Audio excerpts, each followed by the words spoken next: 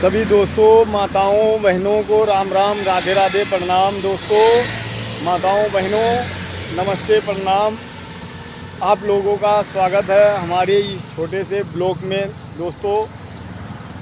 दोस्तों comedy hub master YouTube channel में आप लोगों का स्वागत है। दोस्तों आज मैं आनंद विहार जा रहा था, अशोक विहार से सामान लेके। अब मैं आनंद विहार के नाले पे पहुंच चुका हूं, गोरा नाला, और ये रहा हाईवे। तो मैंने कहा अपने दोस्तों के लिए एक वीडियो ब्लॉग बना देते हैं। दोस्तों, गैस, पेट्रोल और डीजल की महंगाई की वजह से ये जो स्थिति अब चल रही है, इस स्थिति में सिर्फ गरीब मारा जा रहा है, अमीर का कुछ नहीं होएगा। क्योंकि ये हार हुई सच्चाई की, झूठ की हो गई जीत। ये उल्टी हो गई रीत रे मालिक, उल्टी हो गई रीत। दोस्तों, ये उल्टी हो गई है रीत। जब लॉकडाउन से पहले नोटबंदी हुआ, तब भी गरीबी मारा गया। कोई अमीर आदमी लाइन में नहीं लगने गया। उसका फ़ोन से काम हो जाता था कि 10%, 20%, 30%, 40%, 50% कमीशन दूंगा। उसका फ़ोन से काम हो जाता था तो पैसे ख़त्म हो जाते थे। लॉकडाउन लगा तो उस महामारी में भी यही स्थिति चलती रही। लेकिन तो उसमें दाल, चावल, आटा, इसका सबका कोई दिक्कत नहीं होता था। दोस्तों, गैस का ना महामारी, ना पेट्रोल का। और अब ऐसी महामारी हो गई है कि किसान भाई लोग जो खेत पात बो रखे हैं, उनको अब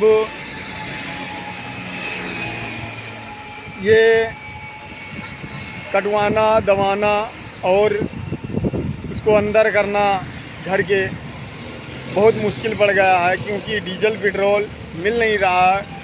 गांव में इतनी लंबी लाइन लग रही है, उसका जवाब नहीं है। दोस्तों, हम दिल्ली में हैं।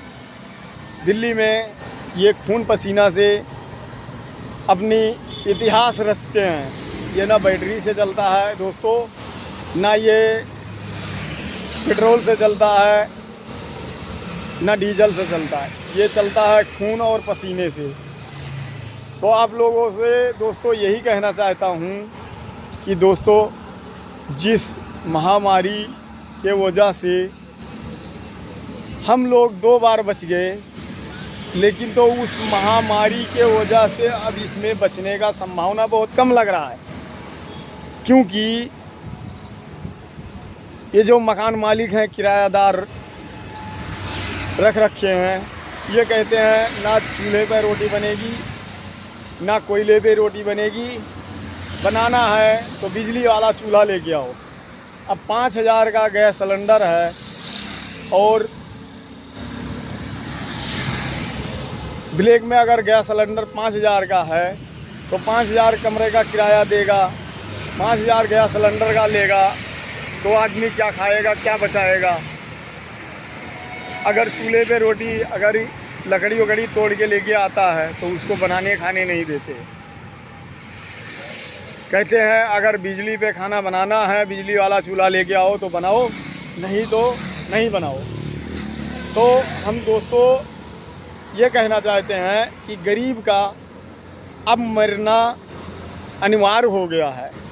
क्योंकि ना राजा बलि जैसा दानी कोई हुआ है, ना होगा। राजा बलि ने यज्ञ हवन करते समय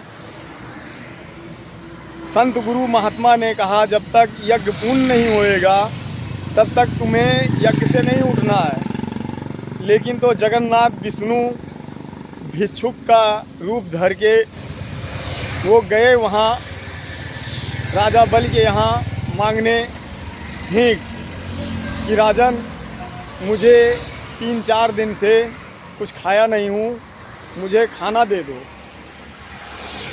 एक बार बोला, 2 बार बोला, लेकिन 2 बार तो राजा बलि नहीं उठे। तीसरी बार जब बोला कि राजन मुझे भूख लगी है, कुछ भिक्षा दे दो, राजा बलि उठे। राजा बलि का देखो, राजा बलि उठे और उस विष्णु भगवान को बोले, प्रभु आपको क्या चाहिए? धन दौलत सोना चांदी क्या चाहिए? बोले हमें कुछ नहीं चाहिए, हमें सिर्फ 3 पग भूमि चाहिए। बोले बस, तो हमारा इतना राज पड़ा हुआ है, आप 3 पग भूमि नाप लो। बोले ठीक है। जगन्नाथ विष्णु भगवान ने 3 पग भूमि नापने का निर्णय लिया।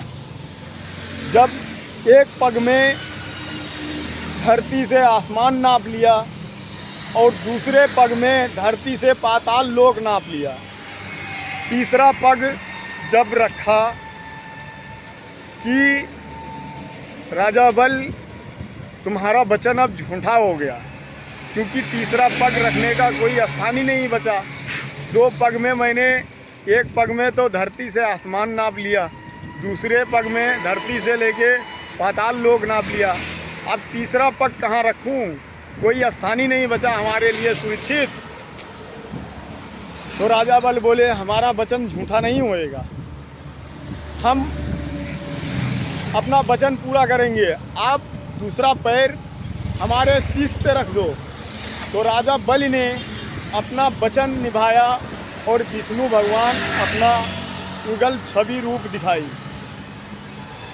तो राजा बलि जैसा ऐसा दानी आज तक हुआ है ना होगा, और कृष्ण भगवान और राम जैसा राजा ना हुआ है, ना इस सृष्टि में दूसरा होएगा। कृष्ण भगवान जब गुरु माता से आज्ञा प्राप्त करके विद्या जा रहे थे तो रास्ते में बारिश होने लगी।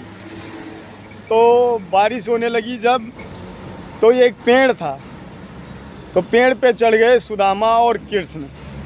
सुदामा ऊपर बैठे और कृष्ण भगवान नीचे बैठे। तो बारिश से तो भीज ही गया था, पूरा बदन पूरा भीज गया था बारिश से। तो सुदामा ने क्या काम किया, चने मूठा भर भर के चबाने लगे। तो कृष्ण भगवान ने कहा कि सुदामा क्या खा रहे हो? तो सुदामा ने बोला कि मैं कुछ खा नहीं रहा हूँ, वो भीग गया हूँ तो दांत कटकटा रहा है। और नीचे देखा धरती पे तो 3 दाने चने के पड़े हुए थे। तो 3 दाने जो चने के पड़े हुए थे, देखा कि गुरु माता ने तो दिया है, लेकिन तो ये चना अकेले अकेले चबा रहा है। जाओ तुम्हें श्राप देता हूँ, तुम दलिद्र हो जाओगे। जिस दिन हमारे शरण में आओगे उसी दिन तुम्हें शरण मिलेगा, उससे पहले तुम्हें शरण नहीं मिलेगा। तब सुदामा